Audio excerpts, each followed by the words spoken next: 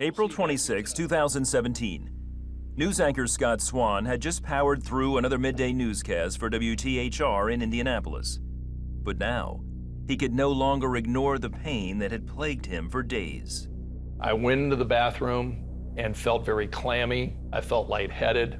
I just felt this enormous pain down in my stomach and just knew that, this was getting worse, progressively worse. Scott's wife, Janae, was in Mexico on business. When he texted her, the pain had gotten worse. And that's when I finally shot him the text, all caps, go to the doctor today. I just knew it wasn't getting better, he needed to go. I don't know if I felt fear. I just felt pain, and I just wanted the pain to go away. Still, he waited until after work to check into an emergency room near his home. After finding Scott's blood pressure dangerously low, doctors ordered a CAT scan. Vascular surgeon Dr. Randy Irwin was home when he got a frantic call from the ER doctor. And he had called me even before Scott got out of the CAT scanner and found that he was bleeding into his belly. He was barely hanging on to consciousness. We knew he was bleeding to death, but we didn't know why. What they did know was that Scott needed surgery as soon as possible. I immediately tried to get him flown down to the big hospital at St. Vincent's on 86th Street, but we couldn't do it because of an impending storm coming in, so we had to bring him down by ambulance, even though his blood pressure was kind of between 60 and 80. I would put his statistics at dying on the way down to see me, probably around 70–80%. Meanwhile, Janae was trying to get a flight home from Mexico.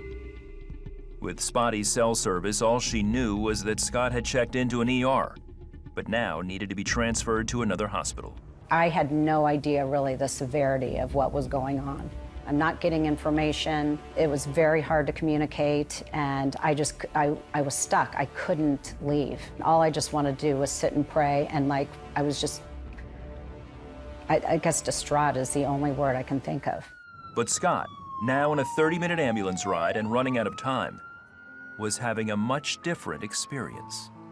I don't remember feeling the pain at that point.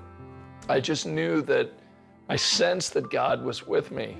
And while I couldn't speak and I couldn't open my eyes, I felt God's peace in the back of that ambulance. By the time Scott arrived at St. Vincent's Hospital, Dr. Irwin was waiting and had him wheeled straight into the OR. He had been receiving updates on Scott's condition. His blood pressure was very low. At one time, it was down into the 50s, and when it gets that low, it's hard to get enough blood flow to your brain, and he lost a lot of blood. I would say he probably lost 2 to 3 liters of blood.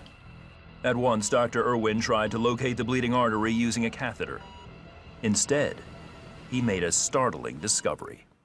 It looked like Scott had stopped bleeding. It stopped on its own, but we could clearly see some arteries inside there that were not normal. And then after that, we kind of stopped everything. As surgery was no longer needed, Dr. Irwin sent Scott to intensive care. The next day, he inserted a coil into Scott's artery to prevent further bleeding. Having finally found a flight home, Janae arrived at the hospital later that same day. Slowly, the details of Scott's brush with death began to unfold. He was in ICU at that point, and I just ran into the room, and I was just so excited to see him. He's been my best friend for almost 40 years. It just really hit me how close he was to dying. After 12 days, Scott went home.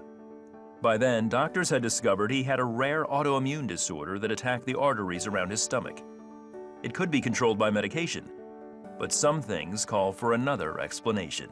Had no other complications, and his CAT scans recently have shown that the arteritis or polyarteritis nodosum has completely gone away. And I think there's no doubt that if Scott didn't stop bleeding on his own, he probably would have died before he got down here to see me.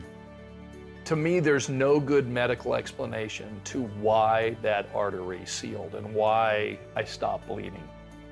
As a Christ follower, I believe God healed me. Scott and Janae say this experience has revealed God's power to them in ways they've never seen before. I know that the Lord takes something and just makes it better. And that's what he's done with the situation, by creating a miracle, saving him, and now for him to have a platform like this to go and spread the good news and to encourage others. You know, I read through scriptures. God is my rock. God is my fortress.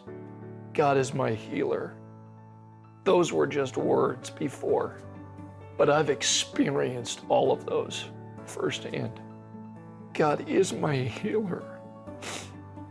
God is my Savior. He is my God of miracles. I want people to know that whatever you're going through in life, that God is with you.